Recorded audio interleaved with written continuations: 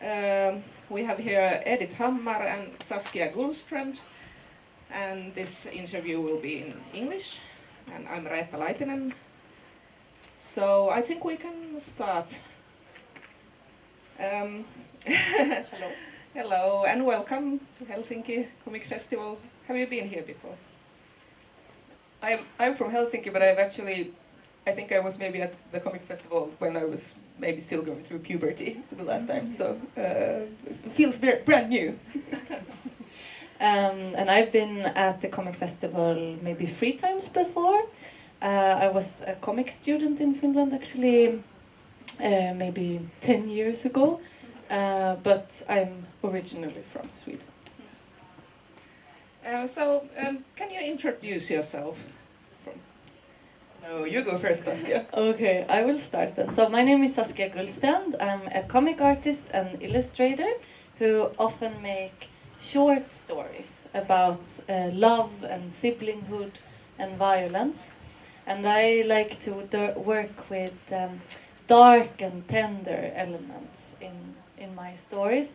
And often I want to create a situation where something from everyday life, something very ordinary, meets something extraordinary or almost magical. So in my work you almost always find a meeting of these two elements. Thank you. How about you? Thank you. Well, in Portal there is absolutely elements of like magical realism, and it wasn't really something I was planning on, but here we are. And I really enjoy genres like sci-fi, and I felt like I really needed to take a closer look at time traveling, because I think time traveling is really gay. And when people were asking me, like, oh, so what's your new book about? And I said, well, you know, time traveling, because it's really gay, and no one questioned me. Or everyone agrees. I think everyone can agree without further explanation that time traveling is a very like homosexual activity. So then I started writing Portal, and Portal is like Homo Line, also based on like Helsinki, the Helsinki vibe and the Helsinki milieu, but it's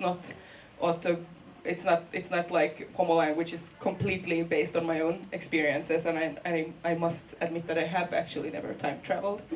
So that's what you say to us. You know, I can't be completely candid here, but my thematics usually also move around very like everyday objects and situations, and then I like sprinkle some like queer eroticism on top of everything and just see what happens, and it just brings me joy.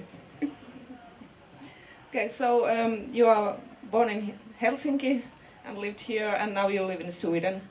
Yes, I am from Helsinki, and many years ago I moved to Stockholm, and then I moved back here, and then now I live in Gothenburg, and so I have this divorced child relationship between Finland and Sweden. I can't stop. I just keep going back and forth. And in your first album, Homo Line, you dealt with the topic of like homesickness and belonging and stuff. And do you continue those topics here in Portal, your new album? No, this is just general depression, okay. Like sadness. And time travel and yes. And how about those Tom of Finland topics you had in Homo Line?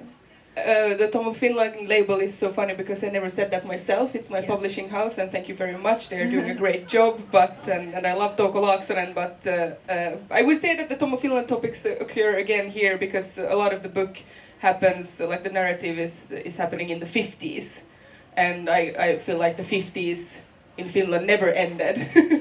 We are still living in like a sexually political regression here. But yes, there is gay sex in the book. That's good. It's good customer information. So Saskia, about your work, can you tell something about them? Yes. You have several. Yes, so I have brought 4 zines with me to this panel. It's the same that I'm selling at this festival. And as I said in the introduction, I often make short stories, so it's not very easy to find a Swedish publishing house that will publish short stories as their own title. So what I do is that I send my comics to anthologies, like CBA, Sebon Anthology, that is an international comics anthology that is based in Malmö, Sweden, where I also live. To Galago, that is also a big comics anthology magazine in Sweden that comes out 6 times per year. I've sent comics to Kuti, and I also want to go out to even more international anthology publishers.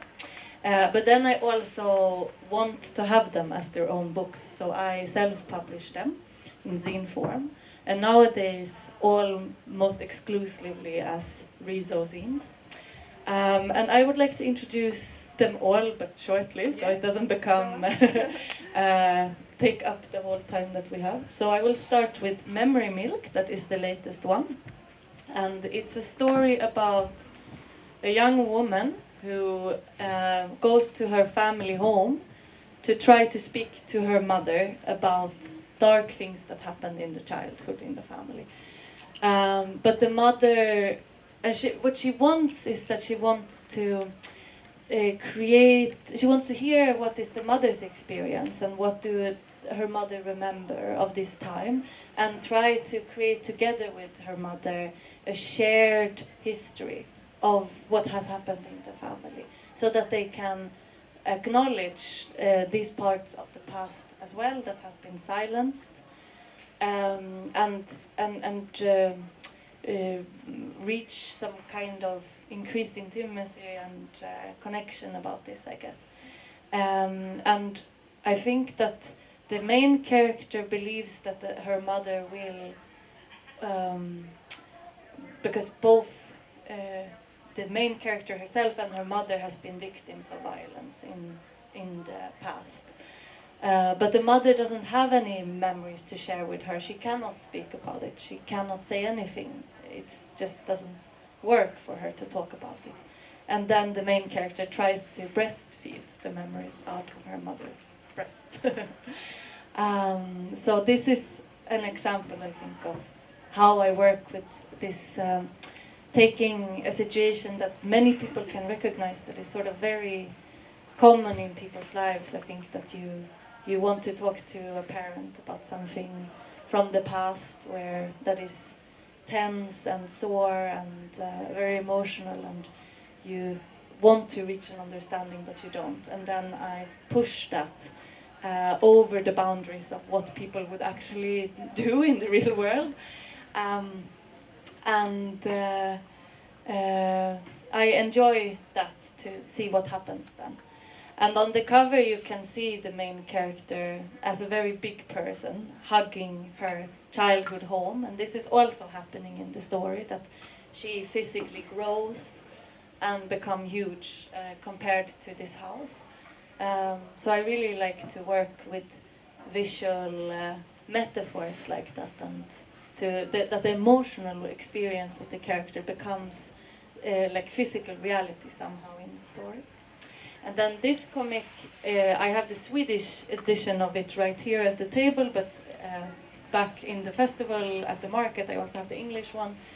It's called in English One Brings Sorrow, One Brings Joy, Ending a lycka, Ending a sorg på svenska. And it's about a tired witch mother who tries to comfort her child who's having a nightmare. And the nightmare comes out of the child's eyes like branches, as you can see on the cover.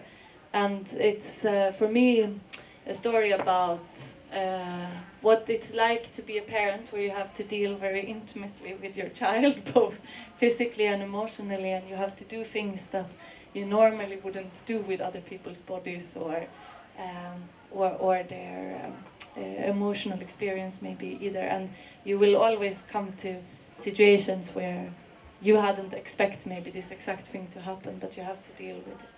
And it's also, I wanted to show a very loving side of that, but also the power that you have as a parent, kind And then this one, Jules, is a short story collection, or one-page comic collection actually. So each spread has a title. Like this one says, "Sibling, I dreamt of you last night." And then there is a comic page on the right side where something happened. There is a scene, not a zine, but a scene. And in this one it's a young man who says, "Sister, look," and then the sister responds, "A table set for us." And they are on a beach somewhere, and there's just a table with tablecloth and a teapot and some cups of tea, and that's the whole thing. And for me, this I made a bunch of pages like this where I just experimented with layout and composition in comics, and I just wanted to try that for one-page things, so they didn't necessarily have to be a long story or go somewhere. And then I had a bunch of those, and I wanted to collect them because I thought they were interesting, and some of them are very poetic and some of them are very silly and melodramatic. Like this one, for example, Fragments of Memory, that is a phone call between a girl and a friend of hers, and the friend is yelling at her, "You deny you've hurt me, bitch, I'll come for you." And then it kind of unfolds from there into a bit sort of their friendship breaks in this scene, and it's big emotions on many of the pages, which I thought was fun to work with. And then Spring Bed is a very sweet little story about love in springtime and celebrating your lover, kind of, with flowers. Okay, thank you. Edith, do you have you made any zines like this, or are you focusing on the like longer stories, books? I published a couple of like shorter online stories on my publishing house Förlagets web page, and I'm very inspired by Saskia's work here because the quality of these scenes are beautiful, and the paper and like the colors are really quite something. So well done. Thank you. Looks really, really good. And I've made the online like series, like this 4-part series about the tapeworm's history in Finland. Because it's a really funny story actually. It's super interesting. But I mean, I wasn't planning on Portal getting so thick and so long a story, but yeah, I seem to be stuck with the long, like the novel format, and yeah, I enjoy working in really like long processes, because it's exhausting, but then you also get to like exist in your own head undisturbed and just think about like all the dumb stuff you think about, and just it's very different, but I'm also very inspired, and especially by the bigger formats here. This is really nice because it's so generous with the big pictures. Yeah, but the paper is really feels nice, and yeah, it's really good quality. I worked at Malmö University for a couple of years, and they have an A2 Riso printer, which I think is the only one in Sweden that has this size. So I made that one there. That was why it could become so big. But can I ask Edith a question? Yeah, sure. So with this story, like if you would just give a short description of the plot or the world, or what is it about? Yes, very good question. Well, it's about the main character, Elia, which you see here. And Elia is really sad and really gay and just can't really find like a meaningful like existence in contemporary Helsinki.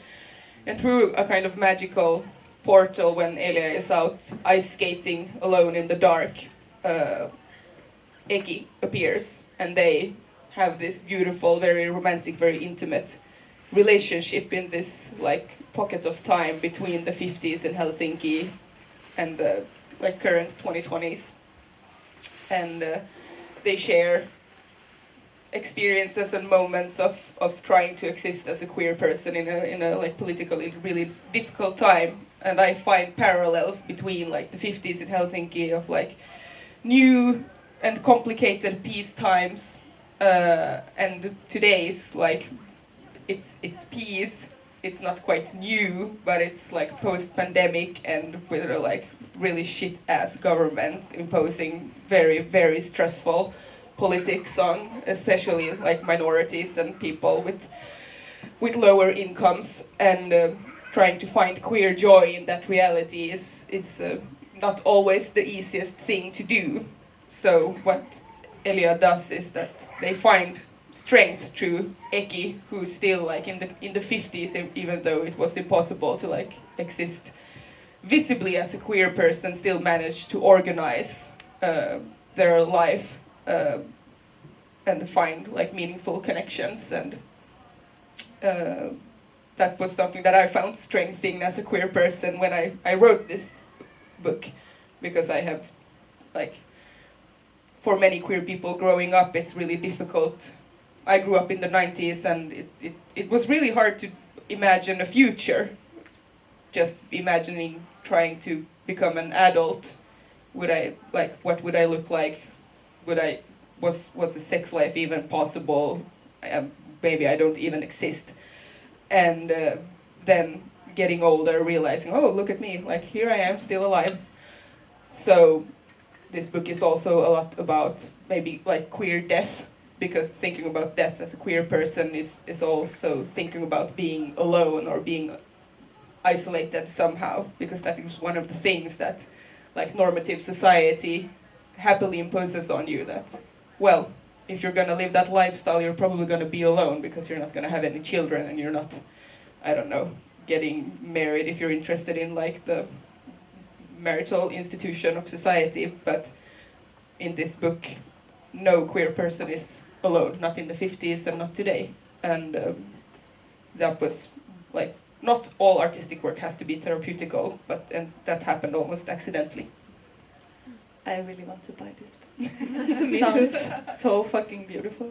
Thank you. I have to say that. Do you think it's easier to be queer in Sweden than in Finland? No. Okay. It's a scam. Well said, I think. But can I ask another Yeah. question? About asking questions. Because it sounds like you're dealing a lot with sort of this contrast between melancholia that comes from the political situation and finding joy. And I just wonder, how is that?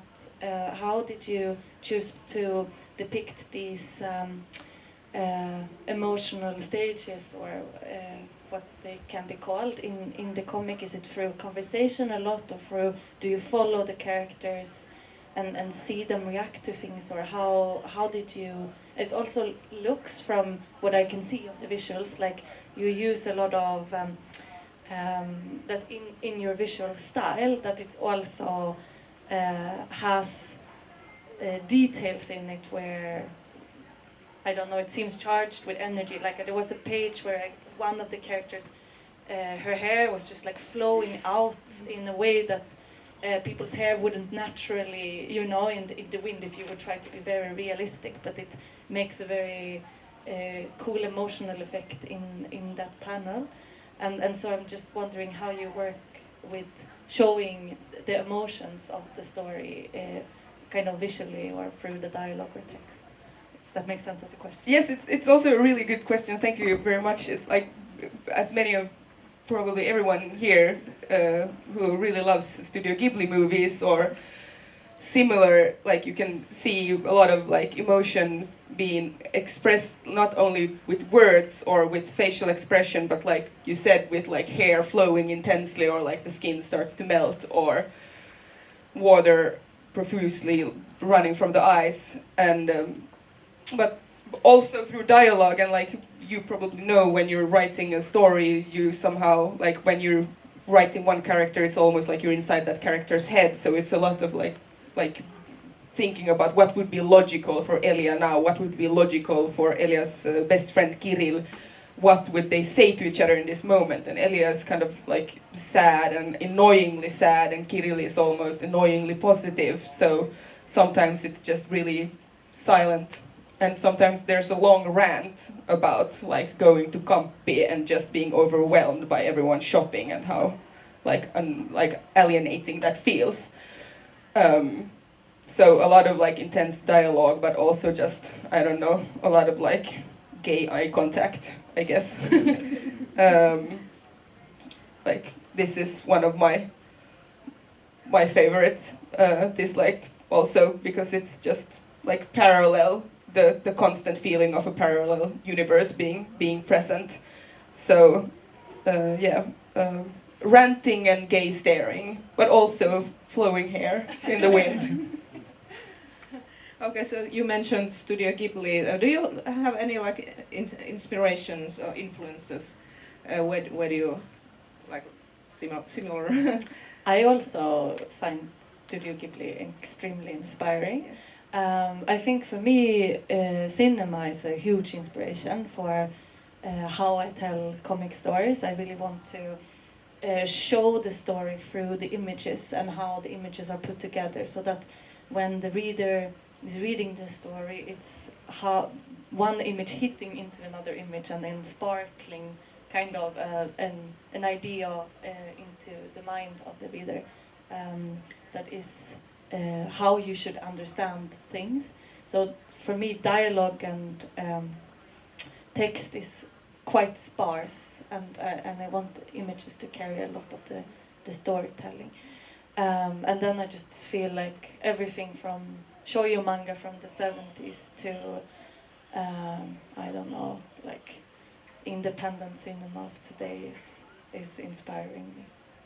You were, like in your bio you say that you are very, like you say now, inspired by cinema, but do you feel like you have like some key scenes? Like I feel like I have key scenes in some of my like favorite movies that I watch like on replay.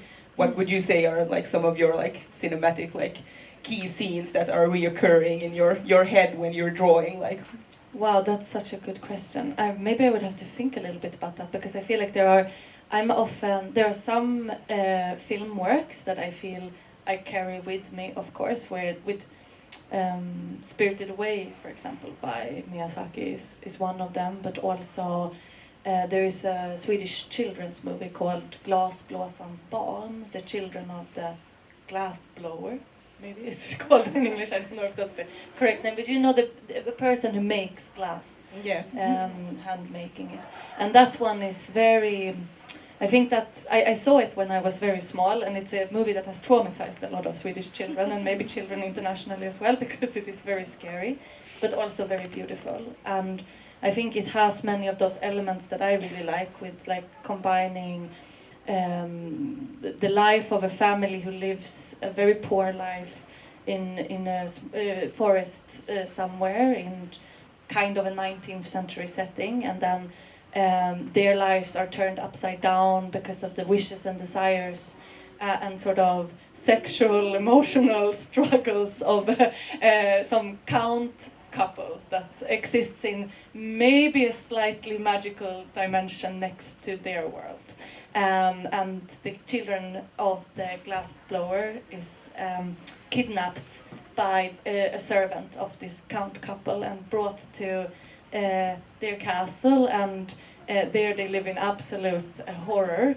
And it's just made in an amazing way, and I watched this movie over and over again. So I think this one is a huge influence for me. So that's a children's movie? That's a children's movie, wow. absolutely. Yeah, I have to see it. I've never seen it, okay. I think I got it on VHS when I was 10 or 9 or something like that, and me and my siblings would just watch it over and over again. But today you are all very happy and yes. well, and no one has mental health issues, and everything is super chill. We're perfectly well adjusted. But I also think that for me, actually, I joke when I say it, but I also mean it, that I think you get mental problems by not encountering the dark things in life or not processing it. Absolutely. Absolutely. I would assume so from how you described your work. Yeah. So I think I really appreciate, I think it's, Tove Jansson has also talked about this, I think, about her Moomin books, that I also loved as a kid, and now that you have to the children need the scary things, because it's scary to be a child and it's dark. You can have dark, violent experiences or thoughts and emotions, and you need also to see this portrayed in art as a way of understanding this and being able to live with it and take care of it and support yourself and others. So that's also something that I want to do in my work, and that's why this book, for example, Memory Milk, that has this depiction of something that I think is quite dark, which is the main character breastfeeding as an adult woman from her mother, and in the story it's quite clear that the mother doesn't want to do it, but the daughter is a bit desperate for understanding, so she does it anyway, kind of. And I wanted to, this was a scary page for me to draw, like a scary event to depict, because I was feeling when I was going to make it is, will people be so turned off by this, not like be just feeling like, ew, this is gross, this is just gross, or will it actually translate to others as the metaphor it is? Will it work for other people, or will everyone just think that this is like the most disgusting thing they ever saw? And I think if you have those feelings... It sounds like a success if you manage to draw something that is the most disgusting thing someone ever saw. I would be very proud if I managed to do that. Yes, but I agree. And I think when you encounter those emotions as a creator, you should keep going. That's like a big sign saying, yes, keep going. Because you need to, if you push into that territory of like a bit of nausea for yourself as well, but you know you're hitting something that you think is an emotional truth, but it's a bit shameful to show it maybe, then I think you're going somewhere really good that can actually be cool for your readers. Absolutely. Have you done anything that felt scary to draw, or like that you hesitated and then you worked through it and you did it anyway in your art? Not maybe like in a really like, I haven't yet really as an adult felt grossed out by my own drawings, but when I was a teenager I only drew like the most gross stuff I could imagine. Like I only wanted to gross out others, and then somewhere during my education I was kind of stressed out that, oh my god, like I can't be like this adult who only draws like poop and sweat and like this is, who am I? Like I have to stop, like I have to be like a mature person. This is embarrassing for me. And then the most scary thing I could do was to draw eye contact and draw people having eye contact, and it felt like overwhelmingly intimate and really stressful. So that was something that I was really like working on, like maybe staying in the moment. And when that worked, I kind of kept going. And like for this book, I felt it was really, really important to have a queer sex scene between like the two main characters, and both of the main characters are based on myself. And in Homo Line I was drawing like a lot of like gay sex between cis gay men, and here I wanted to draw something that felt more like something like my own sexuality, and that was also like very stressful to do, and like having this sense of like, oh my god, like I'm exposing myself. At the same time it felt like I was like watching a sex scene with my parents, and it was just really embarrassing. But I'm really happy that I did it. And I'm really pleased with it, but like the body horror is one thing, but intimacy is something else, and that both things can be like equally overwhelming in their own ways. I think that's so well put. I would agree so strongly with that, and that the intimate things can really feel like you can have an explosion of violence, for example, and people don't blink an eye because we're so used to see violence nowadays. So sometimes it's really like the intimate things that is both pushing your own boundaries and feels really revealing and scary for the creator, but also can be like really intense for for the reader when they read something. I feel like that's so interesting with eroticism and how, like, that's so next level for me also to work with like your own feeling of eroticism and what sex feels like and what desire feels like and things like this, and then portray it in art. Yeah, exactly. Because like when you do that, regardless of if it's like very like vanilla sex and oh my god, look, they're kissing, or if it's like whoa, look, someone is like being like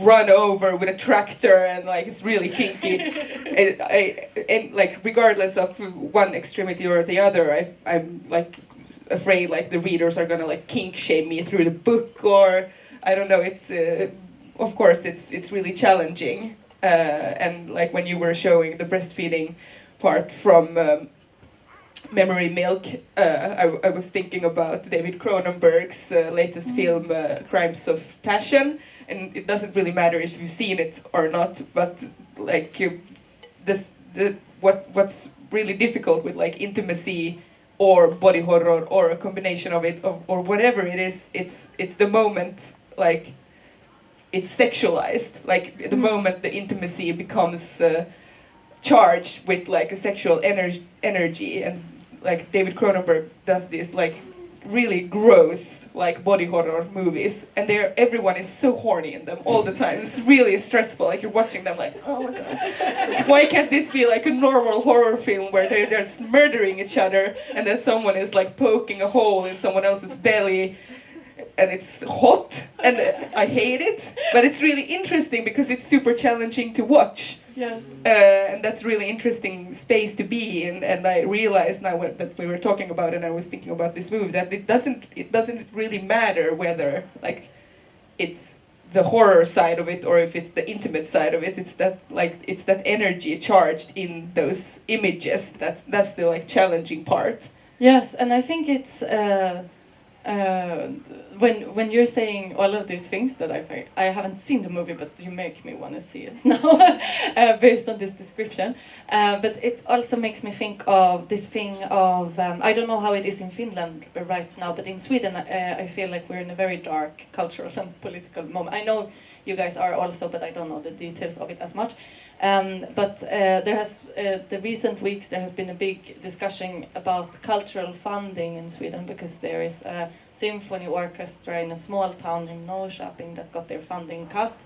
They have a budget that comes partly from the municipality funding, and there is a right-wing municipality government there anymore, and they were like, we don't give a fuck about this symphony orchestra, let them bleed. So they cut a lot of the funding, and that led to a big discussion about what is the point of art, and what is the point of art, do people want this art, who is it for, and why should you push something on people that is anything else than Eurovision kind of, and I think for me this question is so fundamental to art, because I think that the people grow when they meet something that they don't ask for also. I think that's like the role of art as well, to be an experience that people can have that is challenging also, not just nice and not just easy. And that's something that I want to achieve with my works as well, that they can give you something to think about and maybe even wrestle with a little bit. I also want them to soothe people and give, what is it called in English, trust? Like, not support, but like comfort. Thank you. But so I like that tension in art between comfort and recognition, and how art can save your life through comforting you and recognizing you. But also how it can challenge you and make you grow. And I think that can be done through also this, like going over into this uncomfortable territory that you were describing. Yes, absolutely. Yeah, and I think like one of the big roles in many people's lives, regardless of if it's like something you're conscious of or not, is that like art makes you less lonely, because art, like if regardless of it's comic books or movies, music, but it helps you put words, or not even words, but it helps you depict your own emotions, and you can't really do that with like entertainment. Of course, like you don't have to have like a strict line between the two genders, but still, like everything can't be Eurovision, even though I can feel like euphoric when I see Kääriä, but it's not the same thing as being challenged necessarily. Yes. And it's true that like difficulty is that like you also get to know yourself, and I would be an immensely lonely person if I hadn't like gotten to experience like really strange things and strange art. Same. Do you think there's some differences in the comics art between Sweden and Finland, like in the storytelling or the art? Or I think that historically there is. I mean, when I came to Finland to study comics, I also got to know the Finnish comic scene a bit better, and I started to read Kuti and tried to understand the history of Finnish comics, because to me it seemed like there was a much more focus on art comics here compared to Sweden, where it felt like there was a big, the big alternative part of the Swedish comic scene were very American and sort of in the sense that it was graphic novel oriented, autobiographical to a large degree. There was also a lot of comics that had a strong activist purpose, and then there was satire. Whereas in Finland I felt like I came and there was just like explosion of color and like very strange French influences. Very surrealistic and yes, absurd. Yes, exactly. And I feel nowadays I don't know if like this, if it still is as a good description of the different publishing scenes anymore. But I feel like that was how I got to know it as different comics traditions 10 years ago.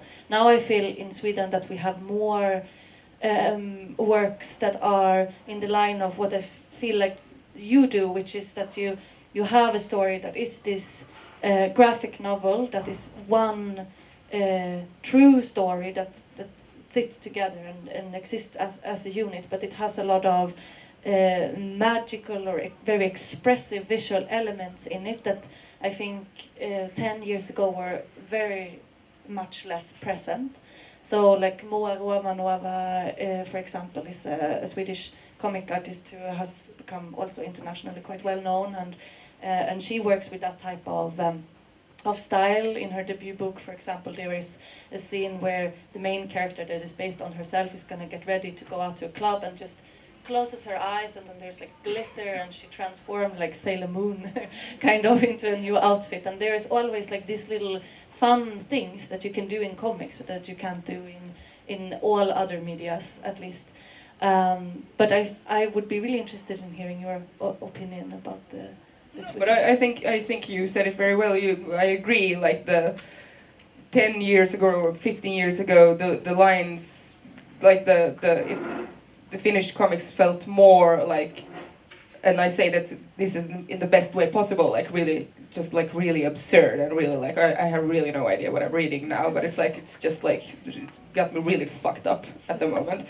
And then the Swedish comics were very like there was this like canon almost of like it has to be kind of ugly and kind of like, oh, I just wrote this political statement really quickly, here we go, and very like and it has filled its purpose, but it almost made like the Swedish, like especially the alternative comics, like it had this uniformity to it. And this is something I find still interesting in Sweden, in like all fields, that there is this uniformity to it, that it easily, very quickly becomes like, a trend becomes very like homogeneous somehow. And it's very interesting because I don't feel that in Finland at this, like in the same way, but now the lines are kind of blurred, I feel like the exchange there's an exchange between Finnish and Swedish comics in a very good way, and the aesthetics are being also like uppluckrade, like it's destabilized. Yeah, maybe. exactly. Yeah, and I would also encourage anyone in the room who makes comics, who want to have a taste of the Swedish comic scene, to come to Sweden. There is many festivals you can go to and show and sell your work and meet people. I mean, the Stockholm Festival is maybe the one that's easiest to come to from Helsinki, because you can just take the boat over, and that one is every spring. But there is also Malmö Seriefest now that took place very recently this year, in beginning of September, where you have free tables. And they usually book out very fast, so you need to follow their Instagram to make sure that you know when to book the table. But there you can go, and there is like a very nice community of people organizing that. So if you would ask for help with finding a place to stay, we could probably like set you up with places to stay also, to make it like as cheap as possible. And then in there is a comics festival in Gothenburg that's gonna take place later this fall, I think.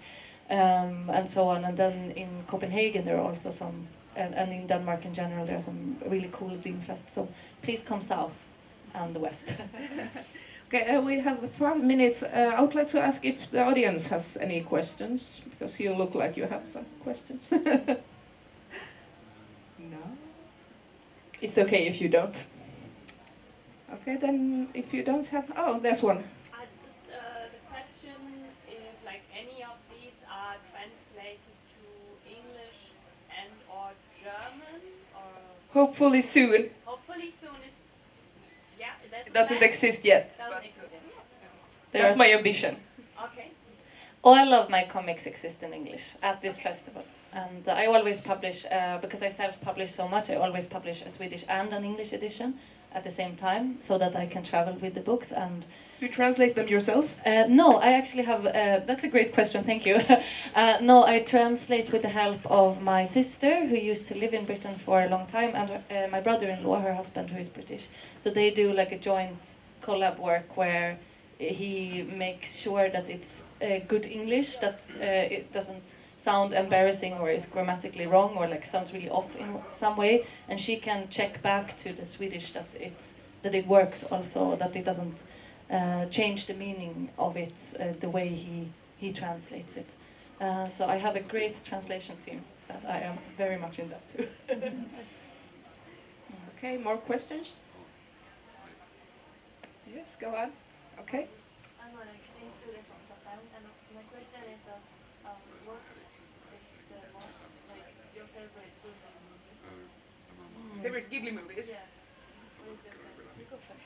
Favorite Ghibli movies? There's so many, but I feel like when like the one that has stayed with me, like maybe it's Princess Mononoke and Spirited Away, because those are maybe the ones that have like affected me the strongest as when I was a child, and they have never really left me. But I'm also like incredibly excited to see the newest one, and I can't wait. And I love Spirited Away so much, but also House Moving Castle. I saw it when I was an animation student. When I went to high school in a theater, it was like the Swedish premiere or something like that, and I was hugely disappointed. I had waited for so long, and I had even read the book, and that was why I was disappointed in it, because it's so different from the book. But then through the years, I've really grown to love this movie. I think it's a masterpiece. So those two are my favorites. Okay, so maybe one more question. You have... Yeah, well, I don't know how to format my question, but I just so fascinated by your like attention to detail when it comes to like, speaking of going from thing, attention to details, like regarding your fetishes, like this, like I know, like when you was drawing boots or shoes or like specific clothes patterns, like what are the sources? Like could you like de-abstract like the sources of fetishes? You just really like you spend a lot of time just like looking at porn and really just look at the pictures and just look at his drawings and just find what you really enjoy to draw. And I really enjoy to draw the details, so yeah, a lot of time goes into that. Did I answer your question? Yeah, but I hope for it, but first it wasn't too embarrassing. Oh, no, really, no problem. You have quite a specific tastes, like but nonetheless, like your works just were very stunning. This kind of perfect style. It's just so nice. Thank you very much. Thank you. Thank you. So I think we're running out of time here. Thank you so much, Edith and Saskia. Kiitos paljon. Kiitos.